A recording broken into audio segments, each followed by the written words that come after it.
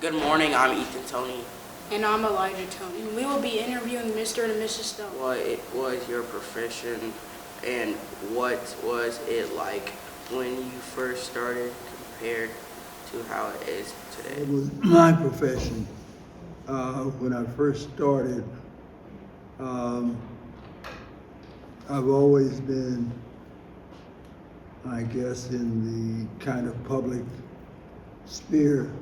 And I started with the Model Cities program here in Wichita and started as a interviewer and a council person and advanced to the director of the Model Cities Citizen Participation Organization. And then I went on from there to be the first black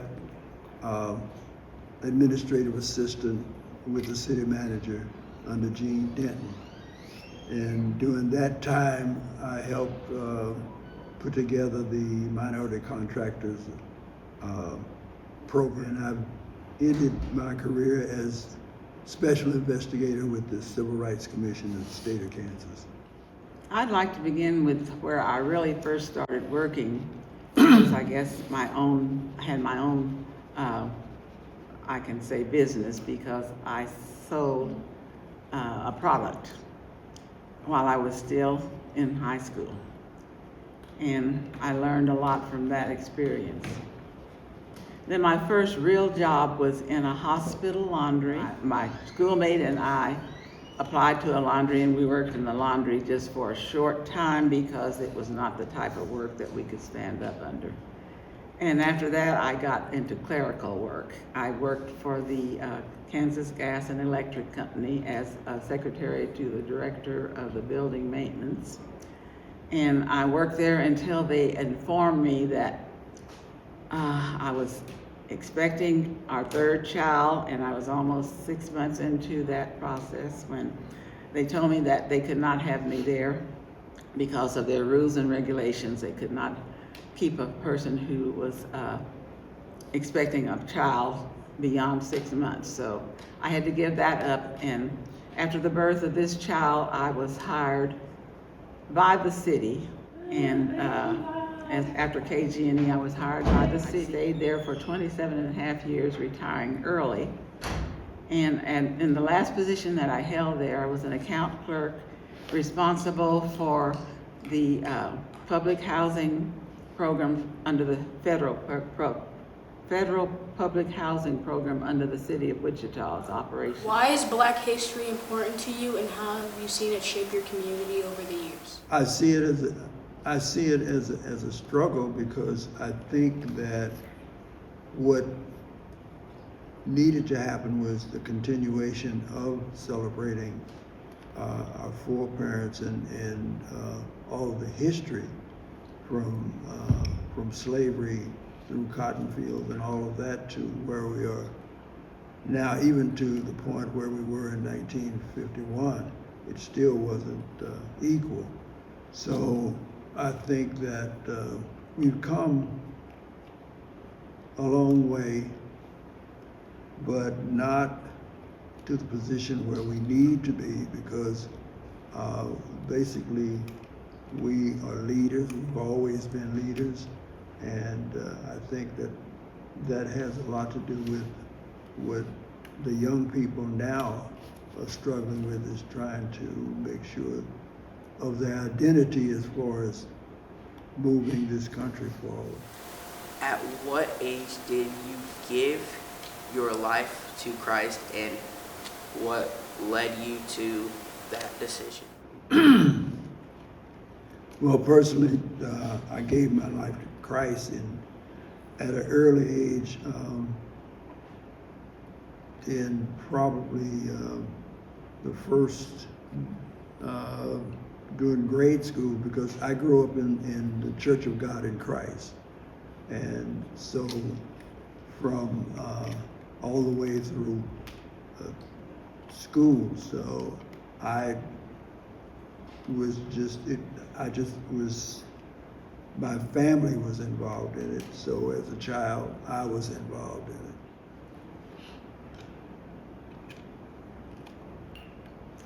in the community of Plainview, we had what we call the community church. It was non-denominational. And I was there because my mother, of course, attended there. And I remember very strongly when I walked down to give my life to Christ. I remember that I seemed to have seen a flash of light, and I was almost out of myself. And at the point, like they do a lot of times when they're opening the invitation to receive Christ, they asked me to say something, and I wasn't able to say anything. I was just in that moment of the light that I was seeing or feeling, and I felt like I was about to just pass out. What is one piece of advice you would give a young person today who is trying to build their own relationship with Christ? The advice I would give would be to listen to the elders in the church and ask questions of the elders in the church as to how they got to that position as far as their relationship with Christ. My early remembrance of the church in my life was that attending Sunday school and reading the Bible. So the advice I would give to any young person is invest themselves in reading the Bible, search out the scriptures, and ask some of the elders in the church the meaning of some things that you don't understand. But most of all, I think that just stay grounded in the church, because if you have a problem, you can always go to some of the elders in the church or to the pastor, and I think that will go well with you. Well, not all children have the structure that we had. At least one of our parents was involved in church. So if you have an opportunity to be told about Jesus, listen and see what you can come up with on your own. Hopefully you would have an adult who would kind of lead you and direct you. But as intelligent young people who are still under their parents' tutelage, I would suggest that if you are trying to learn more and grow in your faith, to be proactive on your own. How long have you been a part of St. Paul family, and what initially drew you here to make it your church home? I can't remember exactly the year. It was, I remember the year I got married, and Marvin was a member here. And so I was a member of the church that we were married in, and believing as I did that a woman should follow her husband who is following God, I moved to St. Paul. So we will have been married in August of this year, 68 years. So it's probably at least 60, almost 68 years that I've been coming here.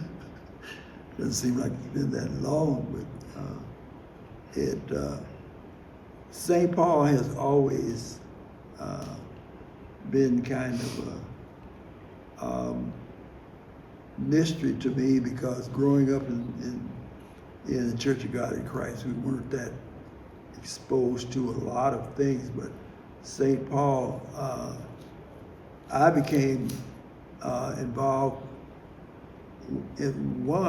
enthralled with St. Paul, because when I was in like the 6th or 7th grade, I was charged with operating a picture machine.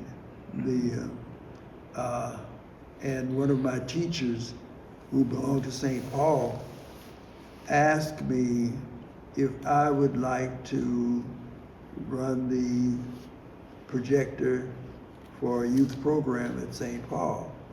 And I was just over the moon because I had heard about St. Paul.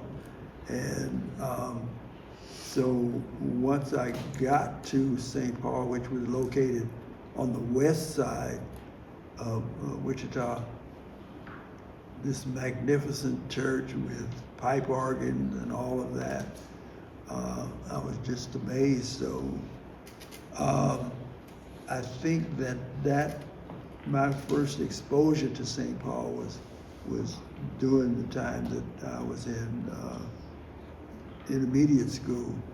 And from there on, I also at St. Paul later joined the Boy Scouts, and St. Paul was still on Water Street. What is your absolute favorite memory of your time at this church? I think my favorite memory, and it's very vague right now, but it was when I was at the annual conference when I was sworn in as a stewardess. I think my favorite memory was here at St. Paul when we made a major recording of our choir. And actually, yes, we did have distribution of that choir, and we sold I don't know how many albums, but anyway, I think that was one of the highlights of being here in St. Paul, was